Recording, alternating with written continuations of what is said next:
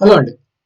వైఎస్ఆర్ కాంగ్రెస్ పార్టీలో జగన్మోహన్ రెడ్డి గారి దగ్గర నుంచి ఆ పార్టీ సామాన్య కార్యకర్త వరకు ఎప్పుడు మైక్ ముందుకొచ్చినా, ఎప్పుడు ఏ మీటింగ్‌లో అయినా గాని చెప్పేదేంటంటే, మేము బటన్ నొక్కుడు కార్యక్రమం ద్వారా ప్రజలకు డబ్బులు పంచుతున్నాం. నేరుగా వాళ్ళ చేతుల్లోనే డబ్బులు పెడుతున్నాం.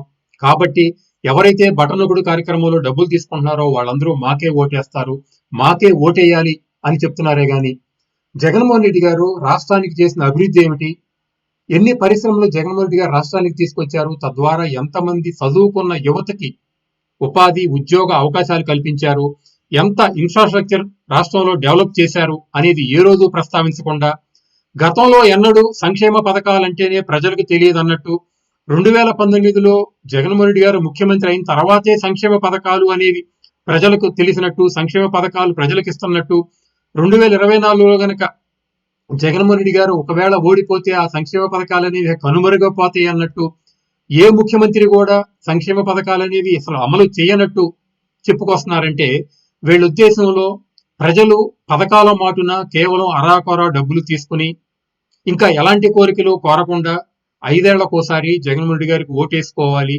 తద్వారా ఒక ఫ్యూడల్ వ్యవస్థని, ఒక నియంత పరిపాలనని, ఫ్యాక్షన్ మనస్తత్వంతో ఉన్నటువంటి వ్యవహారాన్ని రాష్ట్రంలో నడపాలి అనే ఉద్దేశంతోనే వైఎస్ఆర్ కాంగ్రెస్ పార్టీ నాయకులు ఉన్నారేమో అనిపిస్తుందండి. ఎందుకనంటే ఎవరైతే ఈ ఫ్యూడల్ భావాలు నియంతగా ఉండాలి, అలాగే ఫ్యాక్షన్ భావాలతో రాష్ట్రాన్ని నడపాలనుకుంటారో వాళ్ళకు ముఖ్యంగా ఉండే లక్షణాలు ఏంటంటే, పేద ప్రజలు పేద ప్రజలుగానే ఉండాలి, ఉద్యోగస్తులు ఎవరైనా మా మాటే వినాలి, ప్రజలందరూ కేవలం మమ్ములను మాత్రమే స్మరించుకోవాలి అనే విధంగా ఉంటుందండి.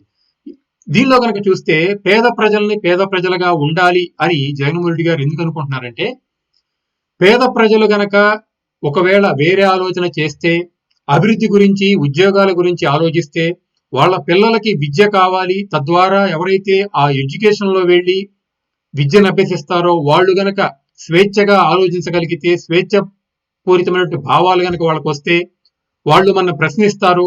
అప్పుడు మన మనుగడకి ప్రమాదం కాబట్టి, ఈ పేద ప్రజలందరూ ఎలాంటి ఆలోచన లేకుండా కేవలం బటన్ నొక్కుడు కార్యక్రమం ద్వారా మనం ఇచ్చిన డబ్బులు తీసుకుని వేరే ఆలోచన లేకుండా మనకు ఓటు మాత్రమే వేయాలి, ఓటింగ్ యంత్రంగానే ఈ పేద ప్రజలు ఉండాలి అనే విధంగా మాత్రమే జగన్మోహన్ రెడ్డి గారు భావిస్తున్నారు. కాబట్టి అభివృద్ధి గురించి ఏ రోజు మాట్లాడకుండా కేవలం పథకాల ద్వారా డబ్బులు ఇచ్చాం, పథకాల ద్వారా డబ్బులు ఇచ్చాం అని మాత్రమే చెప్తున్నారు అంటే ఇదే ఉదాహరణే. అదేవిధంగా ఉద్యోగస్తులు ఎవరైతే ప్రభుత్వ ఉద్యోగస్తులు ఉన్నారో వాళ్ళు కేవలం జగన్మోహన్ రెడ్డి గారికి సంబంధించిన వాళ్ళ మాట మాత్రమే వినాలి.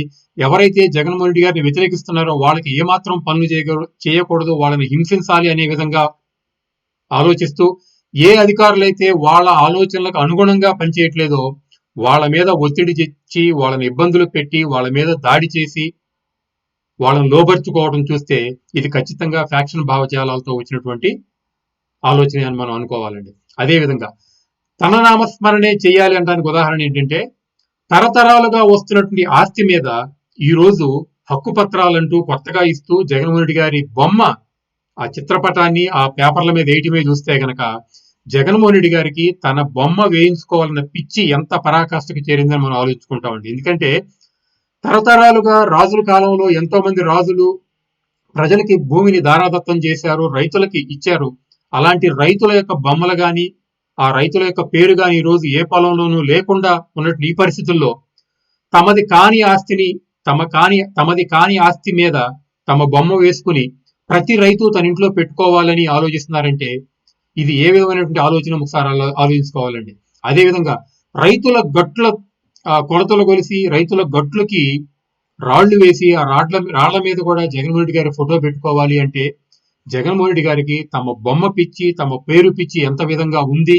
అదేవిధంగా ప్రజలు కేవలం పథకాలు చాటున డబ్బులు తీసుకుని మేము ఎన్ని దోపిడీలు చేసినా, ఎన్ని దుర్మార్గాలు చేసినా మీరేమీ అనకూడదు, 5 ఏళ్లకోసారి మాకు కేవలం ఓటు వేసి నోరెత్తకుండా మా పరిపాలన భరాయించాల్సిందే అనే విధంగా జగన్మోహన్ రెడ్డి గారు ఉన్నారేమో అనేటువంటి పరిస్థితి ఈ రోజు ఉందండి.